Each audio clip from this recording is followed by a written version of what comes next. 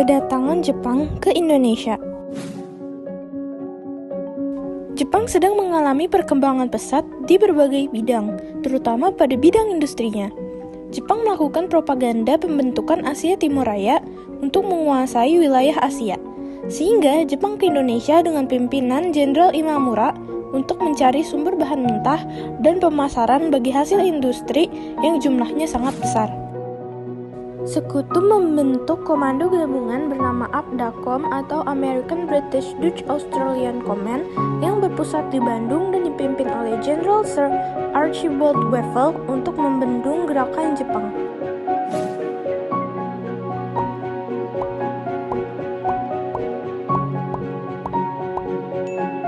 Serangan-serangan Jepang ke Hindia Belanda tidak dapat dibendung oleh Belanda. Serangan-serangan Jepang yang dapat dilihat dari runtutan penduduk Jepang. Yang pertama ada Tarakan, Kalimantan Timur pada 11 Januari 1942. Yang kedua Pontianak, Kalimantan Barat pada 19 Januari 1942. Yang ketiga Balikpapan, Kalimantan Timur pada 24 Januari 1942.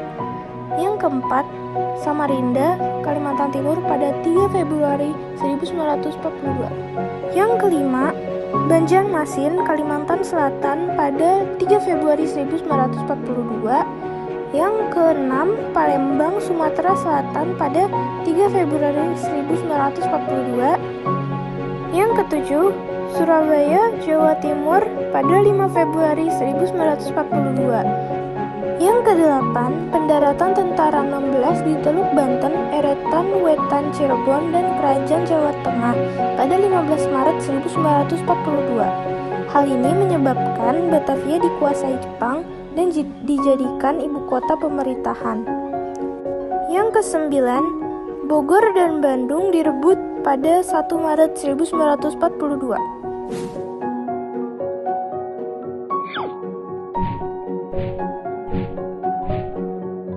Penyerahan kekuasaan. Hindia Belanda ditaklukkan oleh Jepang sehingga Hindia Belanda melakukan penyerahan kekuasaan kepada Jepang di Kalijati, Subang pada 8 Maret 1942. Letnan Jenderal Terporten atau Panglima Angkatan Perang Hindia Belanda menyerah atas nama seluruh Angkatan Perang Sekutu kepada Letnan Hitoshi Imamura atau Angkatan Perang Jepang untuk Indonesia. Kebijakan Jepang terhadap rakyat Indonesia diprioritaskan menjadi dua, yaitu menghapus pengaruh-pengaruh Barat di kalangan rakyat Indonesia dan memobilisasi Indonesia demi kemenangan Jepang dalam Perang Asia Timur Raya. Pada awal kedatangan, Jepang disambut baik, karena Jepang menyebar pendapat bahwa Jepang adalah saudara tua Indonesia dan pimpinan bangsa Asia. Pemerintahan penduduk Jepang dipegang oleh militer dan ditempatkan di bawah pengawasan pemerintahan untuk militer tertinggi yang berkedudukan di Saigon. Posisi Indonesia dibagi ke dalam 3 daerah kekuasaan militer. Yang pertama, Angkatan Darat ke-16 yang memerintah Pulau Jawa dan Madura dengan pusatnya di Jakarta. Yang kedua, Angkatan Darat ke-25 yang memerintah Sumatera dengan pusatnya di Bukit Tinggi. Yang ketiga, Angkatan Darat kedua yang memerintah Kalimantan, Sulawesi, Nusa Tenggara, Maluku, dan Irian Jaya dengan pusatnya di Makassar. Jepang melakukan beberapa cara di Indonesia untuk mendukung kepentingan perangnya. Salah satunya merangkul tokoh nasionalis untuk pengerahan bidang militer dan ekonomi.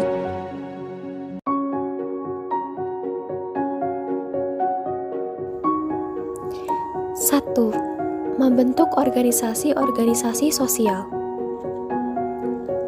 Yang pertama ada Gerakan 3A. Gerakan 3A dipimpin oleh Mr. Samsudin dengan tujuan meraih simpati penduduk dan tokoh masyarakat sekitar. Yang kedua, Putra atau disebut juga dengan Pusat Tenaga Rakyat. Didirikan pada tanggal 1 Maret 1943. Dipimpin oleh 4 serangkai yaitu Soekarno, Muhammad Hatta, Kiai Mas Mansur, dan Ki Hajar Dewantara. Organisasi ini cukup diminati oleh kalangan tokoh pergerakan Indonesia. Tetapi, Jepang tidak puas dengan organisasi ini karena para tokoh gerakan putra memanfaatkan organisasi ini untuk melakukan konsolidasi dengan tokoh-tokoh perjuangan. Pada akhirnya, organisasi ini dibubarkan oleh Jepang. Selanjutnya, Hokokai. Hokokai adalah gerakan kebaktian Jawa. Didirikan pada tahun 1944 di bawah pengawasan para penjabat Jepang. Tujuan pokoknya adalah menggalang dukungan untuk rela berkorban demi pemerintah Jepang. Yang terakhir, Masyumi, Majelis Syuro Muslimin Indonesia. Didirikan pada tahun 1943, dipimpin oleh Kiai Hashim Asyari dan Kiai Mas Mansur. Alasan Jepang mendirikan organisasi ini karena penduduk Indonesia mayoritas menganut agama Islam. Oleh sebab itu, Jepang merasa harus bisa menarik hati golongan ini. 2. Pembentukan organisasi semi-militer. Yang pertama, Senandan. Senandan adalah sebuah organisasi barisan pemuda yang dibentuk pada tanggal 9 Maret 1943 oleh tentara Jepang di Indonesia. Tujuan dari organisasi ini adalah untuk mendidik dan melatih para pemuda agar dapat mempertahankan tanah airnya dengan kekuatan sendiri. Akan tetapi, maksud yang sebenarnya ialah untuk mempersiapkan pemuda Indonesia membantu militer Jepang untuk menghadapi pasukan sekutu. Organisasi ini bercorak militer dan semi-militer. Yang kedua, Fujinkai. Fujinkai disebut juga dengan Barisan Wanita. Dibentuk pada bulan Agustus 1943 dengan anggota para wanita usia 15 tahun ke atas.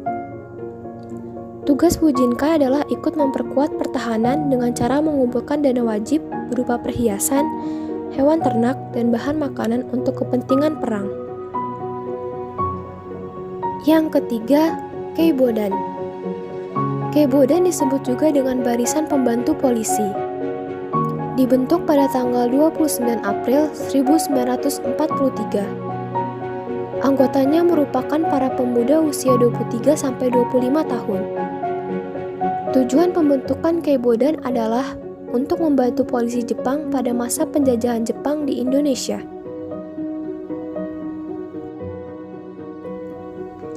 Selanjutnya, Heiho. Heiho didirikan pada tahun 1943. Heiho merupakan organisasi prajurit pembantu tentara Jepang yang dibentuk oleh tentara itu sendiri. Alasan organisasi ini dibuat karena pada saat itu, Jepang sudah mengalami kekalahan di beberapa pertempuran. Yang terakhir, PETA. PETA atau Pembela Tanah Air merupakan pasukan bersenjata yang memperoleh pendidikan militer secara khusus dari Jepang. Organisasi ini dibentuk pada tanggal 3 Oktober 1943 dengan tujuan untuk mempertahankan tanah air Indonesia dari penjajahan bangsa Barat. 3. Pengarahan Romusa. Romusa merupakan bahasa Jepang yang berarti buruh atau pekerja. Pada tahun 1942 sampai 1945, Jepang melakukan rekrutmen anggota Romusa dengan tujuan untuk mencari bantuan tenaga yang lebih besar untuk membantu perang dan melancarkan aktivitas Jepang. Anggota-anggota Romusa dikerahkan oleh Jepang untuk membangun jalan, kubu pertahanan, rel kereta api, jembatan, dan sebagainya. Pada saat mereka atau para penduduk bekerja sebagai Romusa, makanan yang mereka dapat tidak terjamin, kesehatan sangat minim. Sementara pekerja mereka sangatlah berat. Ribuan rakyat Indonesia meninggal akibat Romusa. Eksploitasi kekayaan alam. Jepang tidak hanya menguras tenaga rakyat Indonesia. Pengurukan kekayaan alam dan harta benda yang dimiliki bangsa Indonesia jauh lebih kejam daripada yang dilakukan oleh Belanda. Semua usaha yang dilakukan di Indonesia harus menunjang semua keperluan orang Jepang. Jepang mengelola seluruh aset ekonomi Belanda dan mengawasi secara langsung seluruh usahanya. Usaha perkebunan dan industri harus mendukung untuk keperluan perang seperti tanaman jarak untuk minyak pelumas. Rakyat wajib menyerahkan bahan pangan besar-besaran kepada Jepang. karena nilai yang semakin menyengsarakan rakyat Indonesia. Pada masa panen, rakyat wajib melakukan setor padi sedemikian rupa sehingga mereka hanya membawa pulang hasil panen sekitar 20% dari yang dilakukannya. Kondisi ini mengakibatkan musibah kelaparan dan penyakit busung lapar di Indonesia. Banyak penduduk yang memakan umbi-umbian liar dan sebenarnya hanya pantas untuk makanan ternak.